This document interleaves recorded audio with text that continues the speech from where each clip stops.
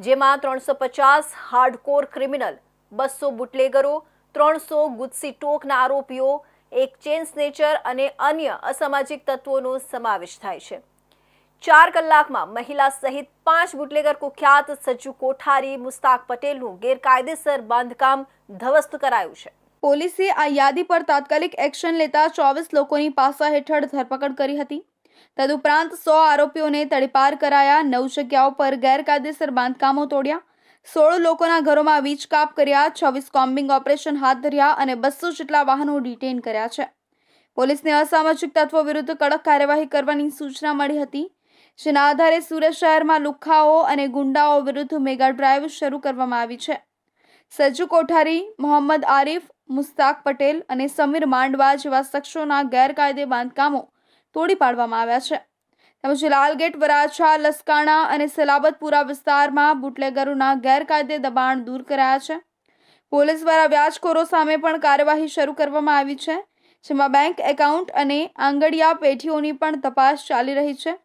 સુરત પોલીસે એક જ દિવસમાં મહિલા સહિત 5 લિસ્ટેડ બુટલેગર અને 2 માથાભારે શખ્સો, જેમાંથી એક અંડરવર્લ્ડ કનેક્શન ધરાવે છે અને બીજો ભૂતકાળમાં બોમ્બ બ્લાસ્ટનો આરોપી રહી ચૂક્યો છે, તેમની વિરુદ્ધ ગેરકાયદેસર બાંધકામ તોડી પાડવાની કાર્યવાહી કરી હતી। સરકારશ્રીના સૂચનાથી માનનીય ડીજીપી શ્રી તરફથી 100 કલાકના એક સમય આપવામાં આવેલા હતા, જેમાં એવા તત્વો, જો અસામાજિક તત્વો જો લોકોને રંજાડતા હોય છે, કાયદા અને વ્યવસ્થા ખરવાના પ્રયત્નો કરતા હોય છે, એની યાદી બનાવીને એના ઉપર જો એક્શન લેવાની સૂચના મળી હતી।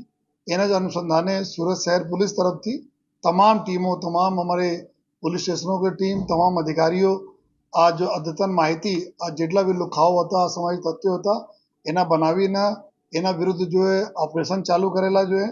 આ ઓપરેશન્સમાં અમારા સાથે જો એસએમસી સુરત મ્યુનિસિપલ કોર્પોરેશનની ટીમ અને ડીજીવીસીએલની ટીમ જોઈએ અને અન્ય જેટલા બી અમારા ટોરેન્ટની ટીમ જોઈએ અને બીજી ટીમોના મદદથી જેટલા બી એવા તથ્યો હતા એના અમે લોકો ચિહ્નિત કરીને એના ઉપર જો કાર્યવાહીઓ અમે કરી રહ્યા છીએ જોઈએ। અને એમાં ટોટલ અગર અમે વાત કરીએ કુલ 2036 જેટલા લોકોના નામ અમે જો આઈડેન્ટિફાઈ કરેલા છીએ। પોલીસ કમિશનર અનુપમસિંહ ગહેલોતે ચેતવણી આપી છે કે કાયદામાં રહેશો તો ફાયદામાં રહેશો, નહીં તો કડક પગલાં લેવામાં આવશે। આ કામગીરી હજુ પણ ચાલુ છે અને શહેર છોડી ભાગી ગયેલા લોકોની પણ શોધખોળ શરૂ કરવામાં આવી છે।